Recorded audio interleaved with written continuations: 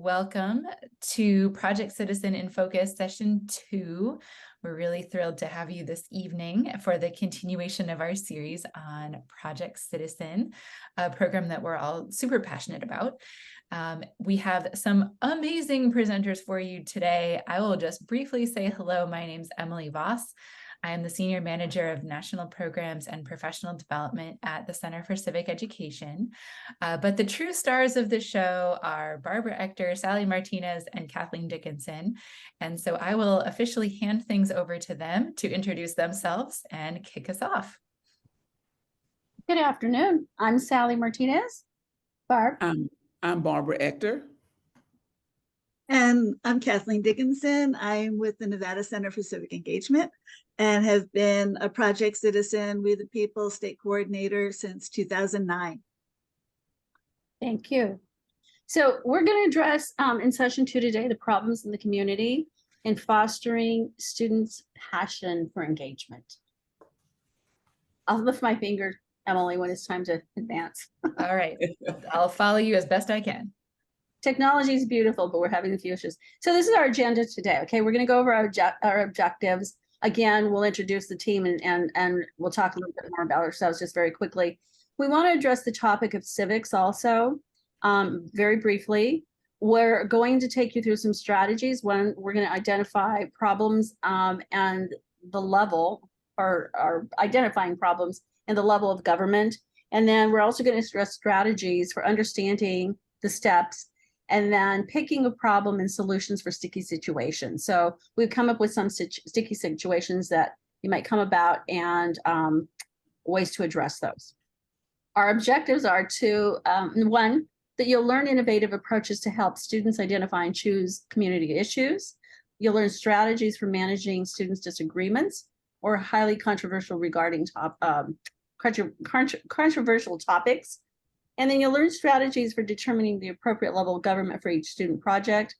And you'll acquire tools to foster students' ability to make informed decisions based on solid evidence, enabling them to drive meaningful change in their communities. Wow, that's a long one. And here's our team. I'm Sally Martinez. I am based out of Arizona. I'm actually in San Diego today with my granddaughter. We're doing a one-on-one trip. So thank you, Lil, for letting me take time out of our schedule today.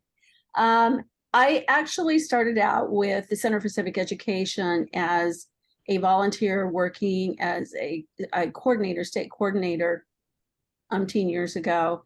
And I love the programs. I'm passionate about it.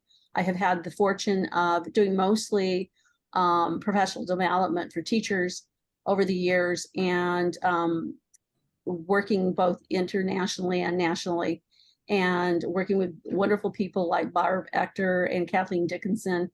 And I think Alyssa's out there somewhere. But anyway, it's just been a fabulous journey, and I continue to volunteer my time. Although right now I'm working in real estate, and I've been doing that for the last almost 8 years. And I'm Barbara Ector from Cleveland, Tennessee. I've been involved in the Civic Center education for, probably about 25 years now. I went in reluctantly. I'm like, I don't have time to do anything else. But my first weekend, I was involved with a wonderful lady named Janice Kaiser. I went to a training that first weekend and I was hooked. I was like, oh, I can do this. It was great. So I've been involved 25 years. I've been several positions within the educational system. I'm now vice principal, but I've been able to use the skills and techniques and strategies to help teachers, especially new teachers. As I do evaluations, I've been able to share strategies and help teachers who are still using Project Citizen, and been a mentor for probably 16 of those 20-something years. And I'm Kathleen Dickinson, and as I mentioned, I have been involved with Project Citizen and We the People since 2009. I really have a passion for Project Citizen. I worked for the government for 12 years in my first career and knew nothing about the government, and wound up taking a year-long course at George Washington University and did my own private Project Citizen project, and have done several of my own personal ones since. And so I really hope that you enjoy Project Citizen as much as we do. So one of the things is the three of us got together, we talked about is the whole idea of civics. And we feel that civics sometimes is misunderstood. I asked my 14-year-old granddaughter the other day, you know, what is civics? She said, I didn't like it. And I said, well, what did they teach you? And she said, history. And I'm like, well, yeah, they missed the boat. No one, totally different. And that's not quite what it is. So we just want to have a little discussion here about civics. So what we're presenting to you are some quotes. And first of all, I don't know, do we get a volunteer to read, or Barb, do you want to read them? Barb and Kathleen? I'll read So the first one. Want me to read go the ahead. first one? Yeah, go for it. Okay, John F. Kennedy. Ask not what your country can do for you, ask what you can do for your country. That's been a Aretha famous quote of Franklin. mine since I was in high school. Right. Aretha Franklin. Being the queen is not all about singing, and being a diva is not all about singing. It has much to do with service to people and your social contributions to your community and your civic contributions as well. To me, history ought to be a source of pleasure. It isn't just part of a civic responsibility.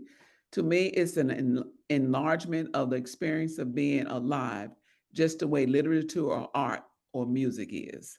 And I'm afraid I can't see Dolores Huerta's quote because I have, The chat box. yes, exactly. Okay, let's see. The leaders come up from the volunteers that do the work. And it's amazing because then they do these incredible things in their community that they never thought they had the power to make happen. Thank you, ladies. What's the underlying message? And this goes out to all the participants, and you can either unmute yourself and share, or if you want to just answer in the chat, that's fine as well. But what are the underlying messages of each quote? Anybody? Civics is about service, be active, public service and community, There's another one I saw there. giving back. Yeah. Anyone else? What is that? What it says? The underlying message is that we are beyond just ourselves, but it is our civic duty to participate in our communities. That was one. Yeah. Making a difference. Mhm. Yeah. Okay. And why is it important for us and our students to understand the concept of civics? Go for it, I'll go. Teresa. I can't help but think that, like, I work with 8th graders, and they are focused on just themselves and the immediate world around them. And when they, like, I was asked today, why do we have to study civics? And what's the purpose of this course? Because I do a capstone class. And like I explained to them today, I mean, it's for us to realize what part we play in our communities, whether you are doing something to help others or you are taking part in your government. And you can start right now in your school. So I look at it as it gives them an opportunity to realize that there's more to the world and their communities than just like what's there in the room surrounding them. Beautiful. Thank you. Thank you. Anyone else? Melanie has her hand up. Yes. Go for it, Melanie. I would say it's the foundation for lots of things for a good education in civics. Because if you don't have that foundation of how our government works, you're lost. True. So I see some, Beth says, so that they can be participants in their community, gives them the tools to make change, which is so true. And Del Rose, educating ourselves about the political process. All right. All right, so that, thank you for sharing those, you know, everybody. Let's see what Jasmine has here. It's important for us and our students to understand civics so we can engage in political practice that affects our lives and so that we can make change in our communities and in our country. And I think when you take a look at the four individuals that we've identified here, right, they come from different walks of life. They are, you know, the sex doesn't matter, the wealth doesn't matter, the socioeconomic status, economic status doesn't matter. It's that they're all about change, right? About changing and making things better for others. And I think that I love, Teresa, what you said about teaching kids that there's more than just yourself, right? Because we're in that kind of entitlement kind of situation that we deal with right now. And so there's a Right. new message. And Can I you add? teach children at a young age how to make positive change. Like when students used to come into the classroom complaining about things, I said, no, let's talk about it. Let's not complain about it. Let's talk about it. How can you're complaining about this, so how can you as an individual make a difference? So it's just teaching positive action. Right. Can I share something? Absolutely. I'm new to the district that I'm currently in, and the students that I work with, lots of awful things going on in the world. And they, one group in particular mentioned, they were complaining a lot about homelessness in the community that they live in. You know, they talked about, oh, there's always somebody begging and there's homeless people and all this stuff, not realizing that one of their own in that room had been homeless. And we have a large number who have a status of being homeless. And so I've got some kids right now that they've been focusing on certain topics, you know, creating their portfolios.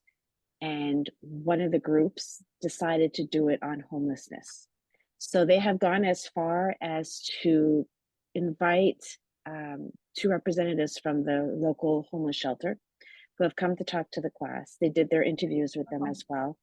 And we have a clothing closet in our school that right now they're like overwhelmed with clothes. So they have made an arrangement that within either this week or next week, they're going to be going to the homeless shelter and bringing the clothes and helping them sort things out. So for them, and one of those kids in that group had been homeless as a child and remembers that very vaguely, not vaguely, but clearly. So for me, it really brings it home because they like that's all they could talk about was, oh, we got homeless people here, homeless people there, but yet that's what they're focusing on. And I haven't heard one complaint about homeless people at all because they've been focusing on doing something to help. And I'm floored with how invested they've become in the whole program because they realize that there's more than just themselves. They are thinking outside of that, which is why I phrased it the way I did. So I thought I'd share. That is beautiful. Thank you. You know, I think also one of the things, and this ties in kind of with what you're both saying, anybody can complain, right? We all can complain. That's easy to do. But it's actually when you take that action, like Barb said, you know, taking that positive action, that's really what we want to get into kids' heads, that you want to take that positive action, be different. And that's when we take a look at these 4 individuals here. I think that's one of the things that really stands out is they're different, right? Okay, we're going to go ahead and move on. But thank you very much for sharing, everybody. So identifying problems in the right level of government. One of the things that when I was teaching Project Citizen, I had put together, I always called the target here, right? But to me, it was a very helpful tool because really, if we get kids to think about the center, right, where they're learning about caring for others really begins, it's in the home. If they're homeless, how do they do that, right? But even if they're homeless, if they're living in their car or wherever they're living, they're going to be caring for each other, especially if they're a family, right? Or maybe they have other members that are living within their group or whatever it might be. But typically it starts at home with parents, whether it's your guardian, foster parent, whoever it might be, grandparents, right? And then as kids grow up and they go to school, that's their next level of government that they're going to encounter. And so they're going to encounter the principal. There's going to be the school board that's making, you know, policies and whatnot. And then they branch out a little more, and then they get involved in the city or town. Maybe they get a job, whatever it might be. So they encounter these different levels of government as they get older, right? Typically. So then they go into the county. And some, I know we have parishes, not necessarily called the county, but it could be called a parish in other states. We get into the state legislature and to Congress. And if we wanted to go into the world, we could actually I guess, put another circle out here. The whole purpose for doing this, though, is that we want to get kids to understand that even at home, or at home is really where it begins, right? Where you learn how to help out by the family by doing the dishes in the evening, or help your parents cook, or do chores, or whatever it might be. That's part of giving back, right? And then again, taking it to the different levels. So we talked about different activities that you can do to select government at a level students can relate to. So Emily, if you hit the daily observations link, and by the way, folks, I had some technical difficulties, so I apologize. Barb, do you want to talk about this one? Yes, what I did in classroom, I had a wall set aside called the problem wall. And it had a picture of a school gym, a home, or the cafeteria, just different things in your community. So what the students was charged with doing is every day they came in the door, they got a sticky note. And they had to go out and observe different problems, different things that was going on in the community home or whatever. And so they would come in and they would take a sticky note and write on the sticky note, like at home, it might be, my brother always takes over the TV, and they'll stick it on the wall on the home. And I noticed in the community center, I remember one putting, the older children always jump in front of us. And so that was a problem in the community center, so forth and so on, cafeteria. And so they did that. We did that for so many days. They would take a sticky note and just stick up on the wall under those problems. So they was building a problem wall. They was building a wall to look at different scenarios and different problems around the community, bus stop, bus itself, classroom, or whatever. And so we had something to work with. So they had something they would look at every day, and we would talk about it, and we would kind of push it to the side. We were not emphasizing it yet. We were just building a wall of ideas and observations. And that was the main thing about this activity. Beautiful. Emily, on this, see that yellow? Thank you. You're good. Look at you. Okay, so, and then I'm going to ask you to hit the things kids use every day. So on this, we have this, to me, is a fun activity where you actually, kids can do this on their own. You can have them collect, or you can have them pick from a bag different things that they might use every day, or they can make a list or pull out photos from magazines or whatever it might be, online, etc. But things that they can relate to, or things that they utilize every single day, right? Then what you'll have them do is you'll take this and you will have them take it and address it at each of those levels of government. So for example, friends. Friends is probably the only one that is going to be addressed at what level? There's only one level that'll probably be addressing friends, Home. and that's home, right? Okay. But they can then take, let's say the skateboard, for example. Parents may have guidelines or rules about when they can have their skateboard and when they can utilize it. Is school going to have policies about skateboard? Probably. The city is probably going to have rules about the skateboard as well, right? So students began to take each of these items and they analyze them. They're going to realize that everything that we deal with, for the most part, is going to have different levels of government that impacts it somehow, right? Or our ability to utilize it, or FDA, for example, is going to have rules about the on food, or guidelines about food, laws about food. But maybe they don't want to go that far. Maybe they're concerned about the cafeteria food, right? That kind of thing. But it gives them a clear idea of levels of government that are addressing it. And then they can identify what level of government does it make most sense for us to address so that we can make change regarding this particular item. Okay. Emily, I'm going to ask you to click the link where it says everyday use of things. Awesome. The reason I did this is because this is one of the forms from the Center for Civic Education. These forms that are part of Project Citizen are really wonderful forms, and I highly encourage you to utilize them, okay? They can take this form they can use this to analyze each of those objects or each of those items. So let's say that you put together a group of 3, or you put together pairs or whatever it might be. Each of them takes an item and they analyze it, okay?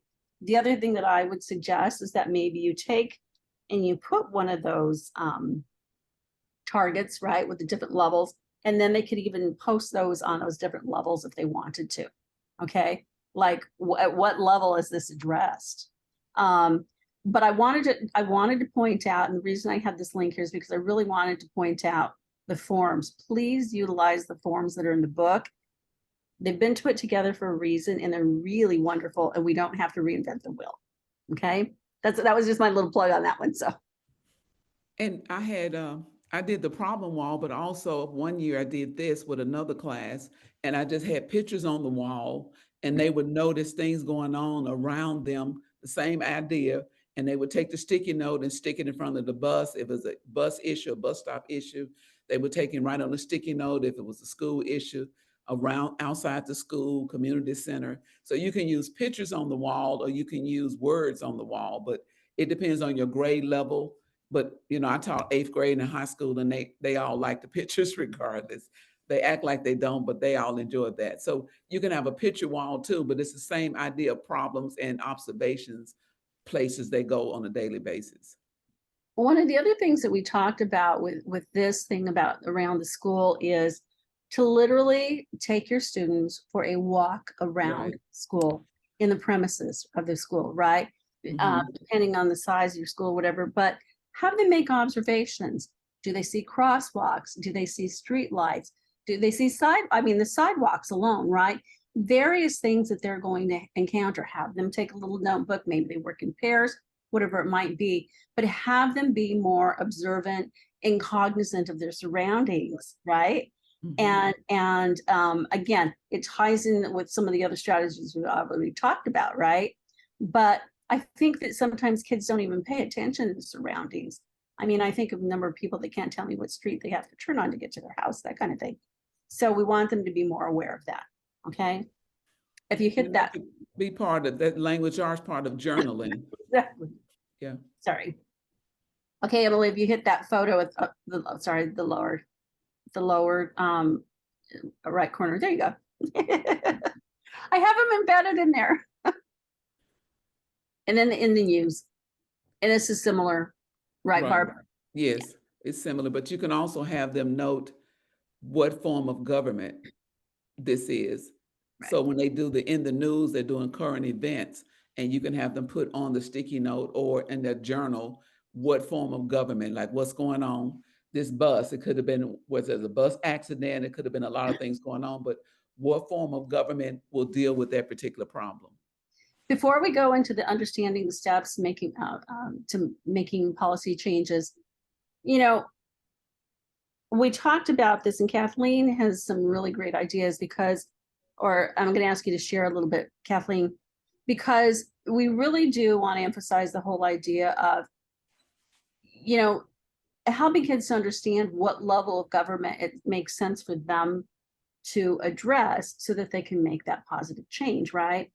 There are some exceptions, however, and Kathleen, if you can talk about a couple of those where young kids actually went way above what most kids could perhaps even dream of doing.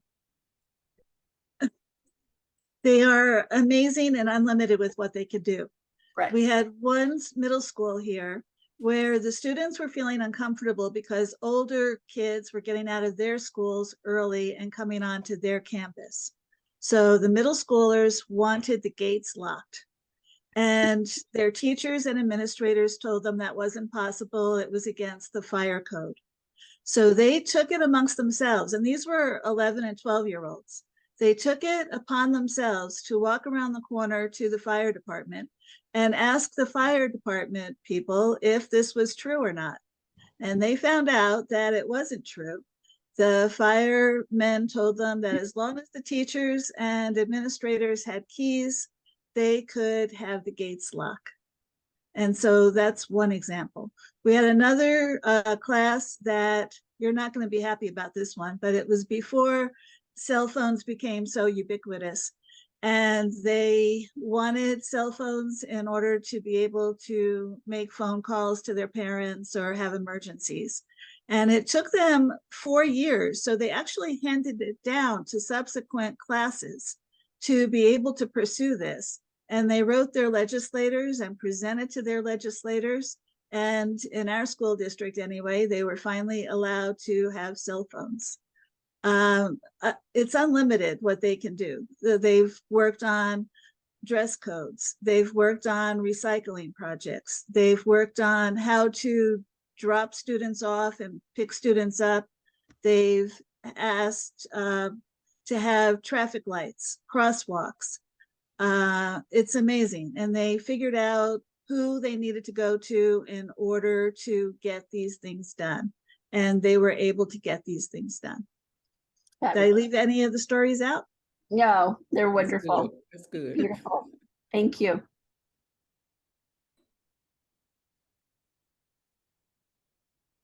Okay, so nursery rhymes are one fun way to help students to analyze a situation, because they actually get to make up the problem, right?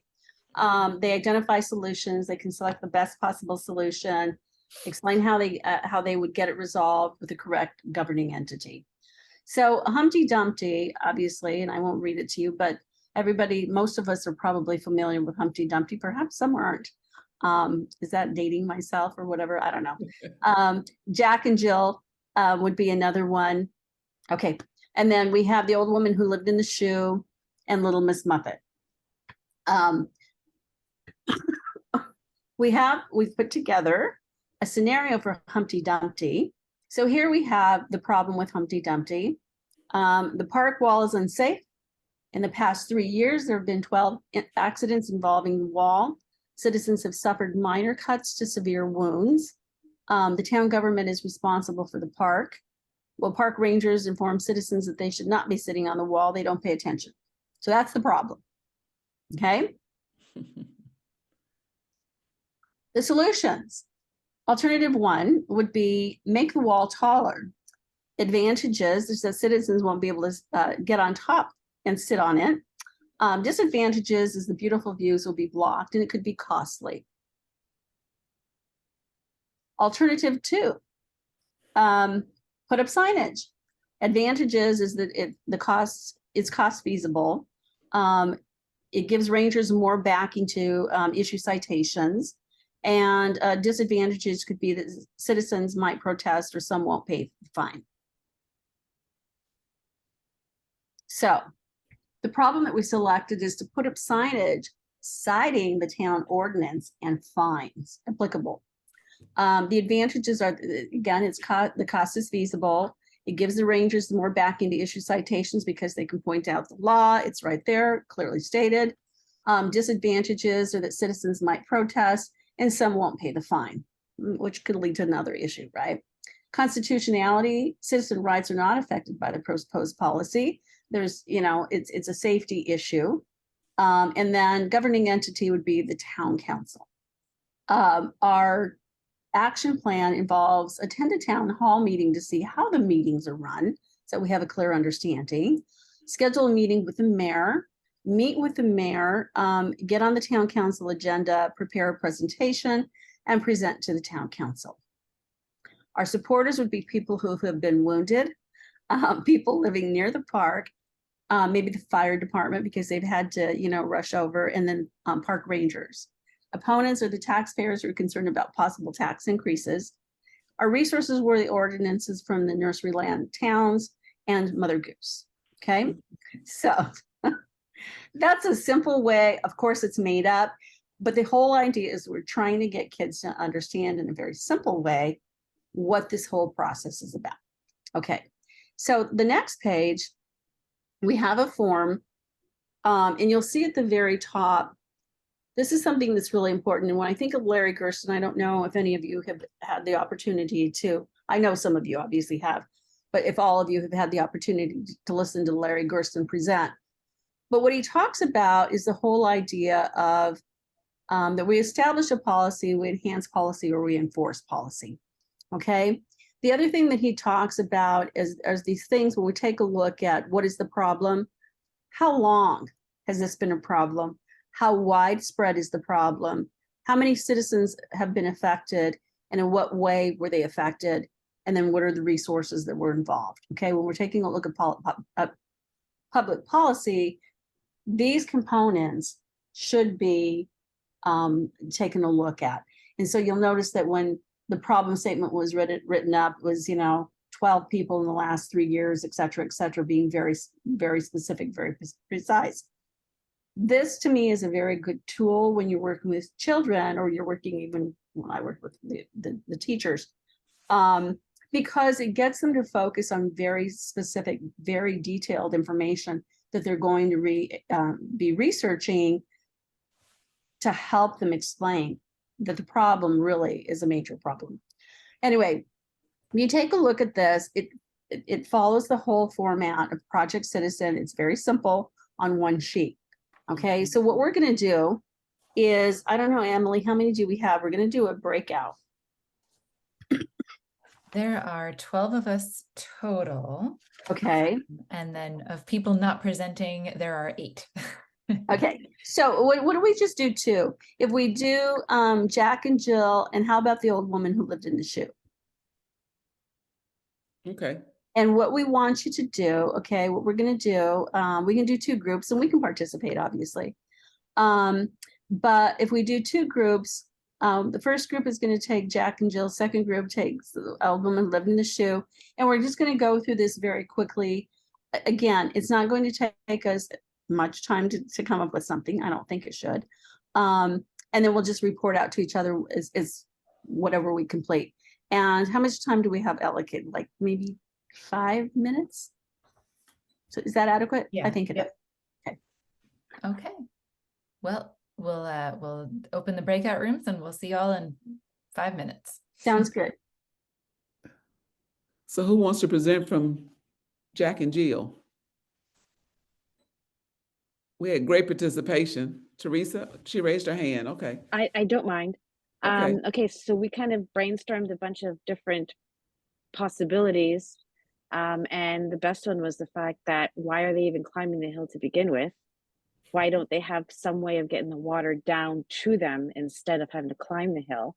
And then we talked about the government. Which government would we have to get involved? So we were thinking the local, like the town or the city government.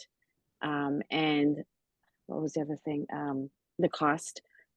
We considered, what the costs would be to have to create something like that. And then what kind of problems would arise with a gravity fed water system. Sorry, I gotta stop. Anyone else from group 1 want to jump in? We had some good Chandra? discussion. We had good Yeah. discussion.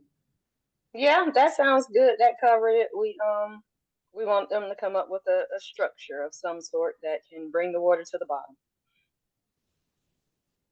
Mm-hmm. And we talked about advantages and disadvantages, or supporters and opponents. Mm-hmm. Anybody want to jump in? The advantages, the advantages would be no children would end up falling down the hill.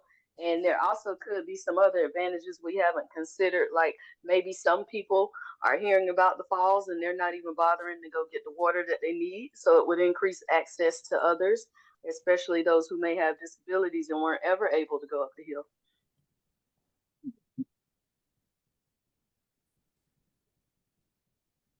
Okay. Supporters and opponents.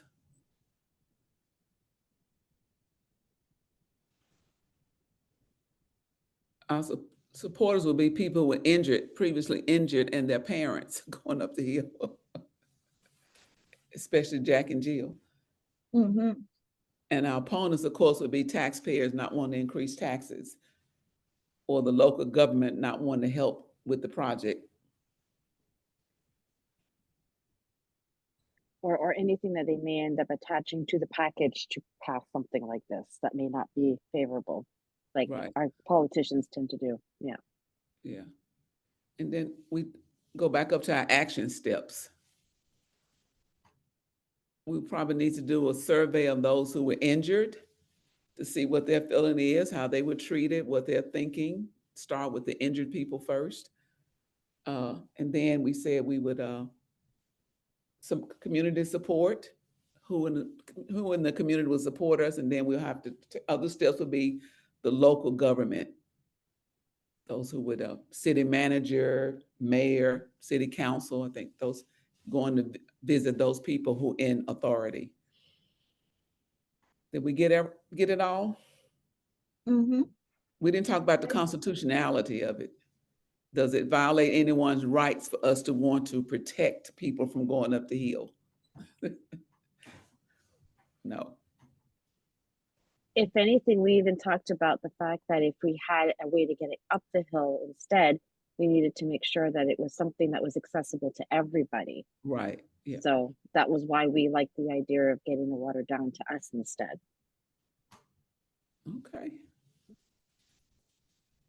Thank you, Group 1.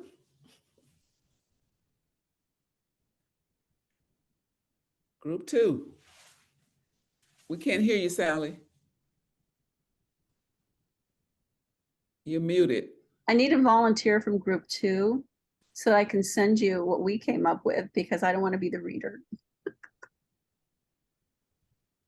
Who was in the other group? Volunteer? I was in group 2, and it's I Yeah, think I that's- was the one who said we thought it was Jack and Jill as well. Yeah, so there we go. That's okay. There you go, Beth. I just sent it to you. Okay. I'm sorry for the typos. All right. Let's see. It looks like we also said that the problem was access to the water. Let's see, I'm trying to open this up as I'm talking, which may not be like patting my head and rubbing my stomach. Water is inconveniently located up a hill, inadequate water delivery system because they're still using pails. Some clumsy citizens can't carry the water, and it affects the entire community's access to water. So a solution was to install a plumbing system. The advantage would be clean and reliable access to water without going up the hill. And the disadvantage would be cost and who would get access, who would get hooked up to this water system. An alternative to that solution was having water delivery, like they used to have milk delivered to jugs on your porch. You could institute a water delivery system. Advantages, once again, people get the water without having to go up the dangerous hill. And the disadvantages are could be costly. Then you'd need a delivery person. Then would that pass cost on to the citizens? And would it be better because it would be cost based on how much you use, or would it be worse in that everybody would have to pay whether they use it or not? Right. That's pretty much what we covered. Yeah, that's as far as we got. Okay. Good job. Good job. Thank you, Beth. So again, simple on a one-pager if you need to obviously add it to a couple pages for kids, but it gives them, you know, a simple way to come up with a problem. It's kind of fun. They can be creative. You can see that even as adults, we came up with some different things. So it makes it fun for kids. If you wanted to give them the same nursery rhyme, you know, different groups, you could do that, see which are the most common, that kind of thing, or give them each their own. Sometimes the nursery rhymes can be viewed a little controversial by some people. So you got to use your teacher hat for that. The old woman in the shoe, for example, is going to have several problems. So you can potentially take that one and have, you know, kids break that up into lots of different problems with that particular issue. Again, keeping in mind the grade level that you're working with also.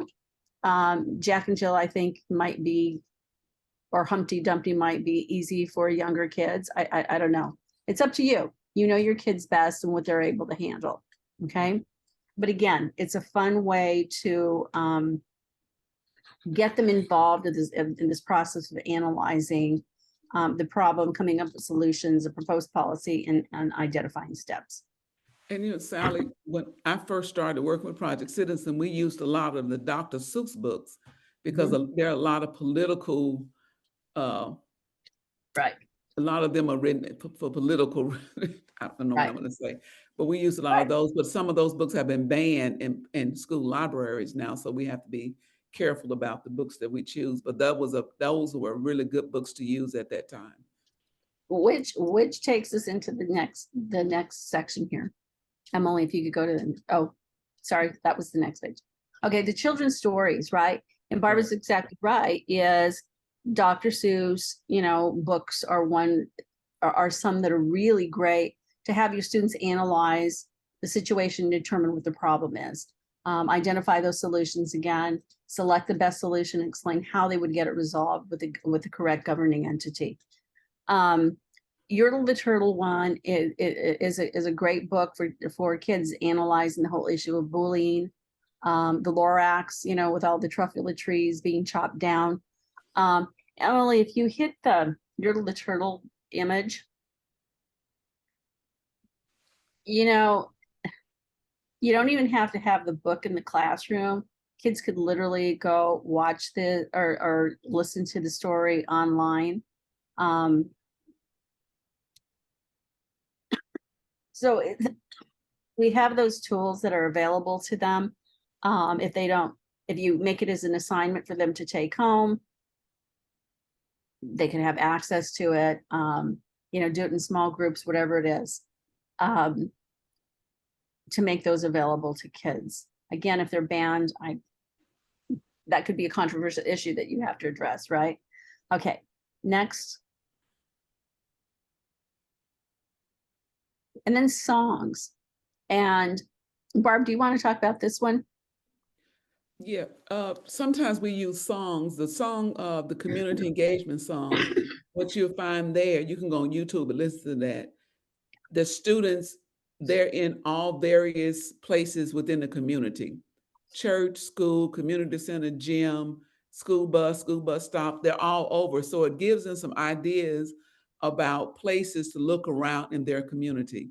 I'm not saying we have to limit them, but I found it to be more successful with my students if we focus on the community in which they live, the city in which they live. And so this song gives them some ideas as they walk through the town and walk through the city, ideas of things to observe and look for. And that's something you can have them listen to this song or watch this song on YouTube before you begin having them observe problems and bringing those back into the classroom. It's just a great song. And Emily, there's a link to the song here. One of the things that I liked about this, and I love that Barb brought this whole idea of songs in, because they can be used to inspire students to engage, or they can, you know, analyze the lyrics again to determine what the problem is. Oops. Did it take us back to Yertle the Turtle? If you hit the community song, just the words. Sorry.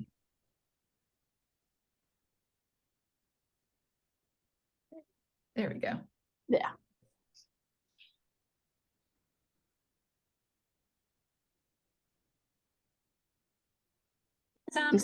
Skills and hidden talents of the people we assist.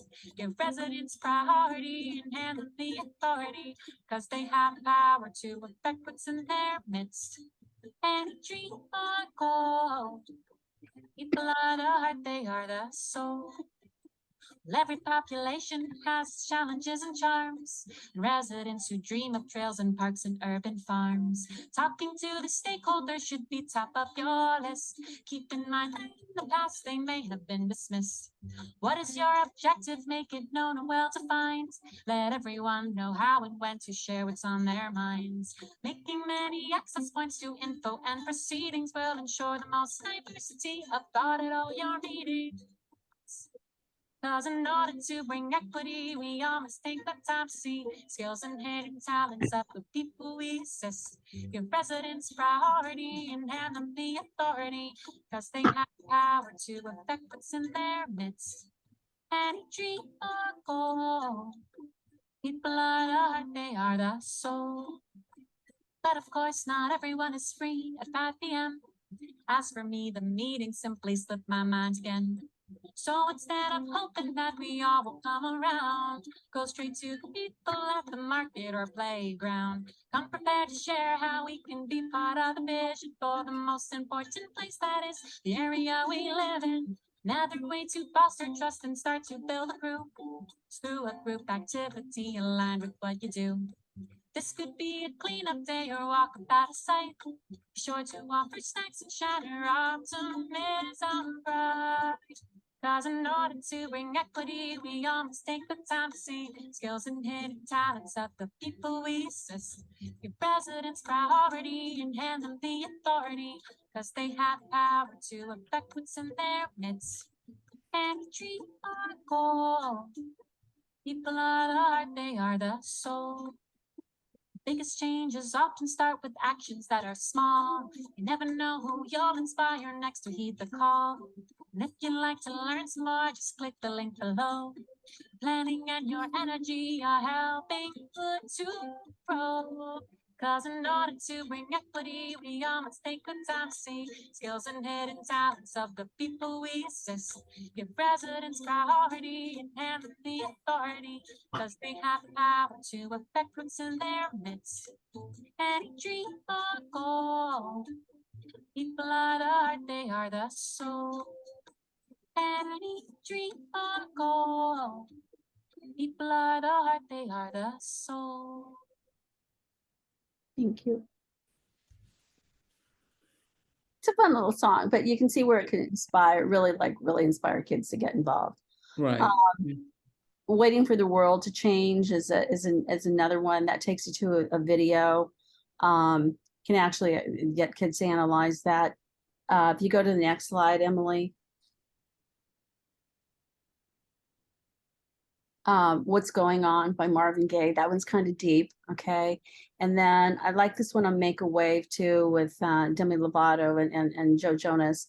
It is a pretty good song as well. Again, these to me are can be used to inspire kids, but also to take a look at and analyze the lyrics. So while these particular ones take you to videos, if you could just look at get the lyrics and give the lyrics to kids and have them analyze lyrics, that would be also a good way to go about doing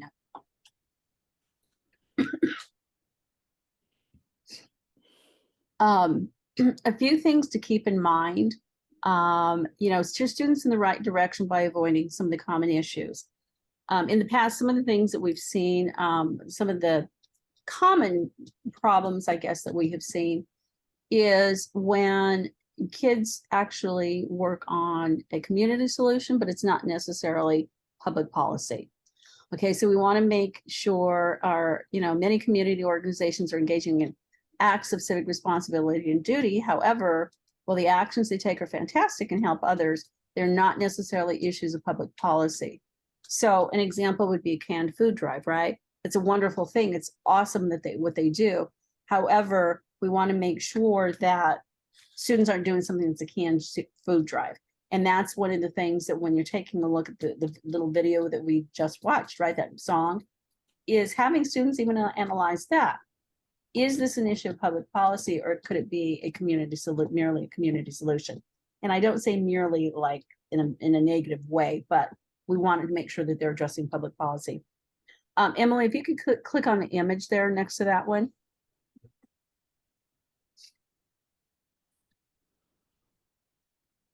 It'll take us to the pages in the Project Citizen book.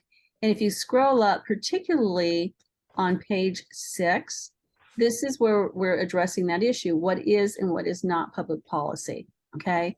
And this is coming right out of the Project Citizen book, where you want them to analyze and really determine that what they're addressing truly is a public policy solution and not a community solution, okay, where it's a community organization they're doing a really wonderful thing. I'm not discounting that at all, but again, is their governing entity involved in it?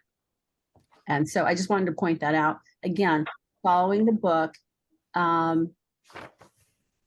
and making sure that students are understanding these concepts really well.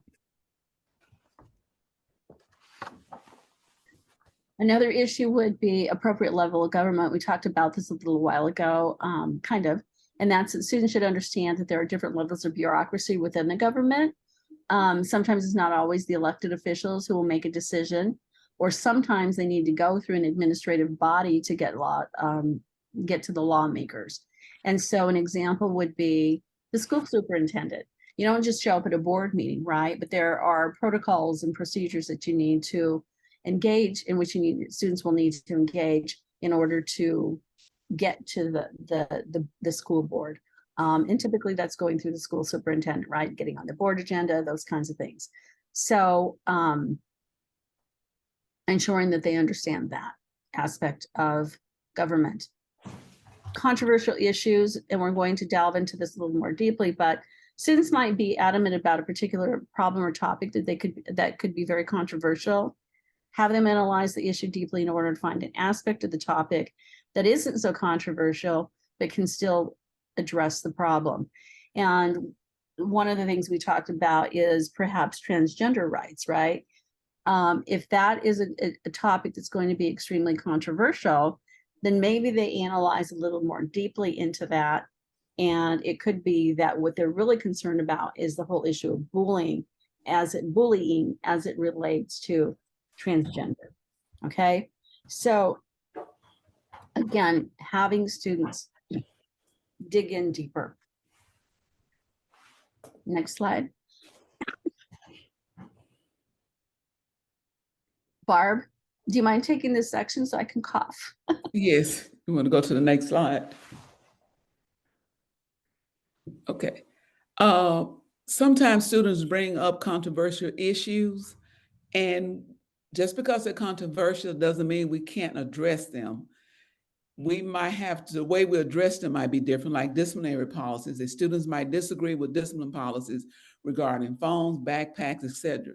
You want the project to be meaningful to them, but know that it could be a hot issue. So what do?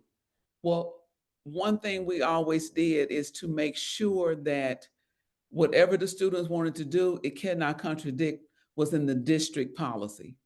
So we would always take a look at the district policy and the school policy and let them know that whatever the schools decide, it has to correspond or be aligned to the district policies. So even though they might not like the phone policy, no phones in the classroom, they might not like, they can't bring backpacks, we need to address that. So we stop and take a look at the handbook. We talk about those things they can change. Maybe the school says you can't bring book bags into the school. Let's talk about why that policy is a policy. They say you can't have cell phones in the classroom now. Let's talk about why that's a policy. There might be something they can do. Like some schools, our middle school, the students can use their cell phones at lunch, but they can't use them in the classroom. So we have to address it. We can't ignore it and say we don't want to talk about it. Let's find out why that's a policy. Teresa, hand is up. Sorry. I have students that are working on both the cell phone and also the dress code policies. I get like 3 different groups of this grade. Right. And like 2 of them, I've got kids addressing those issues. And so one of them ended up interviewing the superintendent. And so what she did was she suggested very strongly that they look at another school board or another school district policy on the same thing and kind of compare it.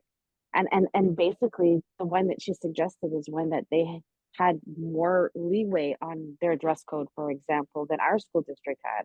So I thought it was interesting that she suggested that one.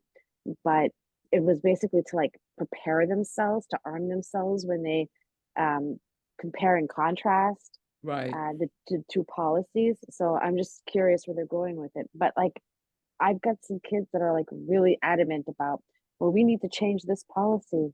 And I'm just letting them go with it. I'm just, Right. you They know, can't it's like, learn if they don't, you know. well, exactly. It's like, That's how they if learn. Yeah. I stop them, they're just going to push even harder. This group will push even harder. And so I'm like, go for it and let's see where it takes you. Right. I mean, So, our students will do that. We have to make sure I guide them to what they should do, how they should go, like look at the handbook, look at the district policy. We did talk about, look at other schools, do research. Why are we at this point now? It used to not be a dress code. Why is it a dress code? So they do a lot of research, a lot of history. They talk to teachers, new teachers, teachers have been there a while. So yes, you're correct. Absolutely.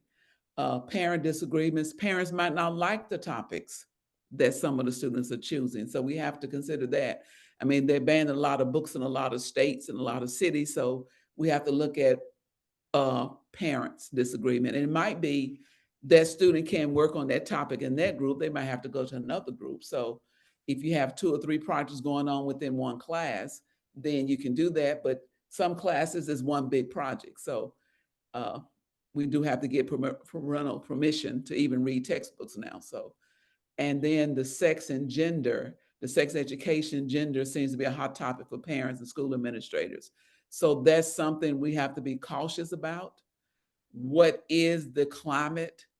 What is it do they want to do? What project are they tackling? So we have to have a lot more information if we're dealing with sex and gender topics, because that's a big political topics right now. And we don't want the students to be discouraged, but we want them to go with their passions too. So we have to direct them. We have to provide some guidance in that area if we choose that. Plus, we must have parental permission for students to be engaged in that also. So those are just some things we need to be cautious about. Thank you, Teresa, for sharing. Anybody else run up against one of these problems that they've had to deal with in doing Project Citizen? Okay, thank you, Teresa. Okay. And that's what we just talked about, how to address the issue without ignoring their interests. And you can read that, be honest with them. You can have guest speakers. Just because they don't do a topic or you decide, hey, that might not be good, it doesn't mean you can't bring in speakers. It doesn't mean you can't have guided classroom discussions. It does not mean you can't talk to administrators or school board. It doesn't mean any of that. They can still pursue it. It might not be a Project Citizen thing, but don't ignore what the students are talking about. Parent disagreements, communication, all stakeholders, present alternatives to parent, opt out. It could be opt out. They might say, no, I don't want my students to deal with any of that. So you have to have something different for them to do. Maybe another project for them to do, another type of project. So you can't if parents say, no, I don't want my child doing it, they can't do it. That's where I am anyway. It might not be the same in every state, but it is here. Clarity to stakeholders, what's being taught. We have in our district, we have a sex education that's part of our health and wellness. And at the beginning of the school year, the parents receive a syllabus as to the specific topics that are taught, who's going to teach it, and the units and all of that, so they can opt out of that at that time. So you have to give them that option in our district anyway, I know. Sally, you have something to add or? Yeah, I just want to add on this one on the sex and gender. When as we were talking about this, the clarity for the stakeholders and understanding that they're talking. It's not necessarily about sex, right? It's about safety, caring for oneself, hygiene, all of those things that once the sex word is heard, it seems to be overlooked. Yet there are critical components, particularly with teens, young adolescents. Those are things that are so critical and so important to them. I think that clarity is, again, digging deeper so that people understand that it's not, sex, whatever you think it is. It's about these issues. issues. The whole idea of even with safety and helping kids to understand, the safety aspects and being, in a group or, having a secret code word or something when they need help or whatever it might be. And then again, researching existing policies. And Teresa, I just wanted to state that I think it's very smart. And I think it's very interesting that your school superintendent guided the kids in one direction, which is kind of fun, I think. Good for her. That's all I wanted to add on that component. We wanted to bring that one up specifically because, at least in recent years, some of the students have been interested in the existence of a bathroom that would be specific to transgender students. And that is something that can certainly get a lot of people's kind of hackles up. So when we were discussing the different options, in that situation, the option for students to research existing policies, whether it's in different districts, whether it's in different states, if there's a state policy, that's a really good place to lean to help the students, pick apart the issue and understand the different alternatives that are out there, and that would also be part of your communication with the parents to say we're researching what's out there. We're not saying what's right or what's wrong. We're researching what's out there. Right. Yes. I think the other thing in researching the existing policies is perhaps taking a look at colleges and universities to see what it is that they're doing right, because obviously in many cases that's the next level that many students will be going to. So just as I think sometimes we don't think about going to a higher level of education, right? But that would be a good one other suggestion.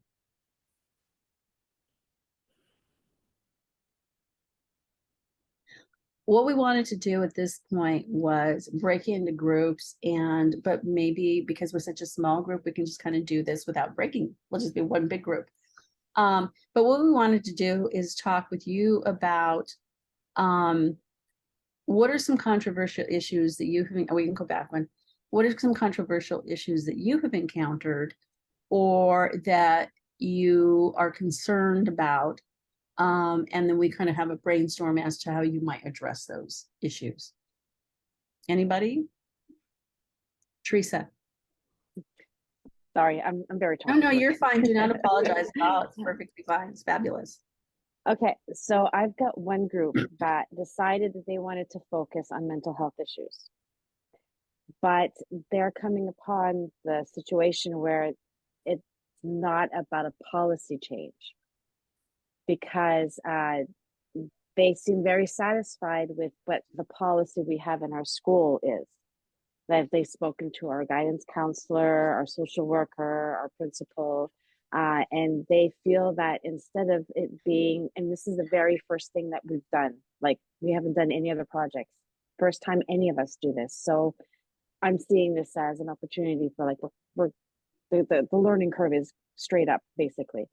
So there's going to be a lot of errors. So I've kind of told them, if you don't feel that there's a policy that needs to be changed, maybe you can approach this as a way of informing other people. So like, this is who you can see, this is who you can reach out to, and they're focusing on the school. So that's how I've kind of guided that particular group, only because they seem very satisfied with the policy as it stands for our school. Teresa, I had that issue. I'm sorry. I had that issue years ago, and that's exactly what our students decided. We had a policy in place, but the advertisement and getting information to students so they would understand it, and parents. And so they developed their action plan was actually how to advertise it, how to get it in students' hands, how get parents to understand it. And it was there, but nobody knew it was there. So the advertisement, how will students know? Okay, that's excellent then, because I wasn't thinking of that at all, but we've looked at some sample projects that other kids have done that I found on YouTube, all about this, Project Citizen. And that was where they kind of got the idea to approach it this way. Right. So I didn't even think of that. When I see them tomorrow, I'll tell them, listen, guys, if you want to come up with an action plan as to how you're going to get the word out and inform people that this is what the policy is. One thing they did, they approached and talked to the guidance counselors and sought their help. You have this in place, but no students know about it.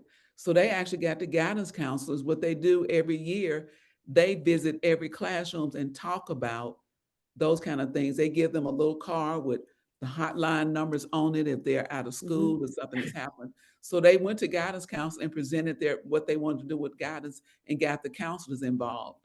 with that. And then the teachers had to become involved, because then the teachers had to make sure they had something posted in their classroom. So, yeah. Mhm. See, That's a and I just want to say that is so critical, okay? Because remember when I told you at the top of that form, and all of you will have access to the form later, but you know that when it comes to public policy, you can establish a public policy for one that it doesn't exist. You can enhance it, right? Mhm. Or you can enforce it. And to me, what it sounds like, that's the issue that your students are really working on, and what Barb talked about, and that's the idea of enforcing the existing policy. So they like the policy, but they want to enforce it because apparently it's not known. It is not being enforced, right? And so kudos to them Yeah. for doing a really great job of realizing that, oh, there is a policy and it's a really great policy. It's just not enforced. And so I think Well, that those, yeah.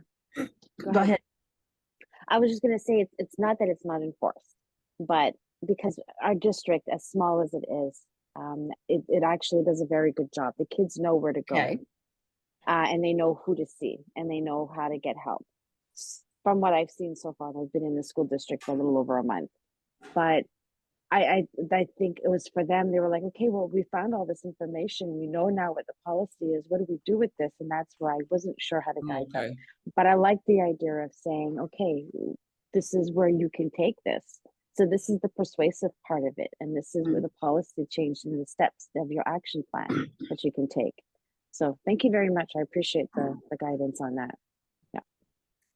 Anyone else? Thank you, Teresa. Good. Thank you. Anyone else have any issues?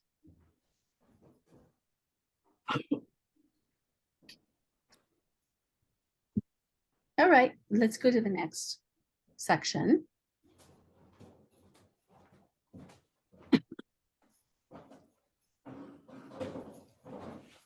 Barb, do you want to take this? Yes, I will. Let me start off by saying years ago in the state of Tennessee, we had a group of language arts teachers, math teachers, science teachers, and social studies teacher meet together in Nashville. And we looked at how each of the curriculums can come together and teach Project Citizen if they're not civics teachers. And so we came up with standards. And one of the things about it, like had a math teacher, and this teacher worked on a team with me. And when I started Project Citizen, the math teacher would actually be the one that taught fractions and graphing and data and surveys. So when they had to do surveys and graphed and looked at data, the math teacher did that part of the Project Citizen. And then the science teacher taught the scientific hypothesis first. And so when the students understood the scientific hypothesis and the steps it takes to get there, it was a lot easier then for them to move through the steps of Project Citizen. And so the math teacher, if students came up with ideas about the trash pickup outside, the noise level in the cafeteria, anything that could be scientific or the science teacher can handle, the science teacher would then work with that group of students to do that. The language arts teacher, they would rotate through the language arts teacher's class, and the language arts teacher taught the speaking skills, the writing skills, the visual language skills. So the different teachers, and I'll tell you this, my entire building became involved. I was the only teacher in the building that was doing We the People projects and whatever, but all the students wanted to come on my team and be in that area. So in the sixth grade students did Project Citizen only using nursery rhymes. And they had it all over the building. That's all they did is Project Citizens with nursery rhyme. The seventh grade students will do civics and will do Project Citizen. The eighth grade did Project Citizen, but they did it totally all the way. We did Project Citizen the way it was designed to be, but sixth grade only did the nursery rhymes. And every teacher became involved because the math teacher then began to see what they can do. So how many Project Citizen teachers we have online now that are not primarily social studies or civics teachers? Do we have any? No? Okay. So how do you are you the only one that's teaching Project Citizen, or are you involving the math teachers or the science teachers or the language arts teachers? Okay. Our Is there a way? schedules don't have that wiggle room for Oh, that. okay, all right. So when we did Project Citizen, when they wrote the paper, when they wrote the the language arts teacher would grade the writing for Project Citizen. They would take it to language arts and she would grade and move them along. I don't want to go into too much detail because we only have social studies teachers online anyway. But like I said, the science, the hypothesis, when you teach the scientific steps, you're teaching hypothesis, you're also teaching steps that goes along with Project Citizen. Since we don't have any math teachers online or language arts teachers, I won't go into more detail than that. But if you're interested in what we did in Tennessee as far as aligning all of the subjects together, feel free to email me and I'll be happy to share that with you. If you have another teacher, your language arts teacher, say, sure, I help. What happened, my students left the classroom and all they talked about is what we were doing. So teachers began to come to me, what are you doing? That's all they want to talk about. And so I began to share with them. So my science teacher said, well, how can I help? And the language arts teacher said, well, how can I help? And the math teacher said, well, how can I help? So they were each grading a certain part of Project Citizen. So anyway, I'll stop there and see if you have any questions about that. Yeah, So so Chandra has mentioned in the chat, and I know we have a couple of other folks from different nonprofits that are here who aren't necessarily civics teachers either. So that I think offers both some freedom and some additional challenges. But I think what you're saying is important because this is also an avenue to reach students where their different interests and skills might be. So there might be students that are really good at math, and so they might gravitate toward projects where that allows them to really get into some data. And then students who are really into science. So that might be an avenue to take the student's interest through science and get to civics and public policy. right. And our artsy students, I had several artsy students who just blew the board away as far as wanting to do the graphics and the designs and all that. So everybody can be involved. We had ESL students, we had students with special needs, but there was always something each student can do and be good at. So. We're going to run out of time, so we probably need to move along. It's so tricky. Okay, resources. Okay, so what we have here is a series of resources. Emily, they'll all get this presentation, correct? Everybody gets this presentation. So all these are hyperlinked. So the Center for Representative Government, if you click on that, you're going to get a series of interactive learning modules. There is a presentation of Maine students proposing to reduce drug use among youth. Cold Springs Middle School, Kathleen, and debt ceiling analysis. Larry Gersten, this is local news. He's talking about the debt ceiling, and he's doing an analysis of that. Again, I think those of us that know Larry Gersten, he's one of our favorites. And so he just has a great way of talking about public policy. What is public policy? Professor Colin Moore actually does a presentation.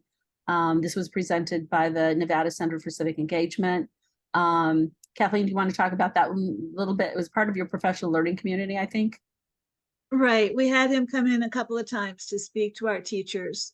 He's in Hawaii, and he's very active in teaching in Hawaii about public policy, but he's very easy to listen to and he's very good at what he presents. Hey, I concur. I've had the fortune of watching him present as well. Very engaging, very clear, easy to understand. So I think that the segment you might have to go a little bit through, but find the segment. You, depending on the age of your students, you might even be able to have them listen to his presentation as well. Do you agree with that, Kathleen? Yes, absolutely. Then there's a discussion on Project Citizen, again, presented by Nevada Center for Civic Engagement. This is one of the links you sent to me, and I'm trying to remember exactly which it is. I think it included Dr. Larry Gerston's I think, yes, presentation. it does. It does. On public And policy, it right. also included the CBS Sunday Morning segment where the Yes. children were, they took it on themselves again because they noticed that children with disabilities were not being able to be in the playground the way they were. And so they raised something like $300,000 to build a playground that was usable by children with disabilities. It was amazing and phenomenal. Children can do just about anything. And that is this, the Glen Lake Elementary School. That is that one right there. Yes. And Recycling Project Citizen. This is, again, another group of students, high school age, that are presenting on a recycling project. It actually breaks it out. It's a online presentation, very, very well done. I put Project Citizen student forums in red because I wanted to take you to that resource page. Emily, if you could just click on that one really quickly, because if you go to this particular page on the center's website, you'll also see that there's a presentation by Larry Gerston right there on what is public policy. So you have easy access to that, in addition to all the forms that are in the Project Citizen booklets for each of the levels as well. Okay. And then below that, you'll see that there are some example portfolios. So one quick link, and you have access to many, many resource tools for the project.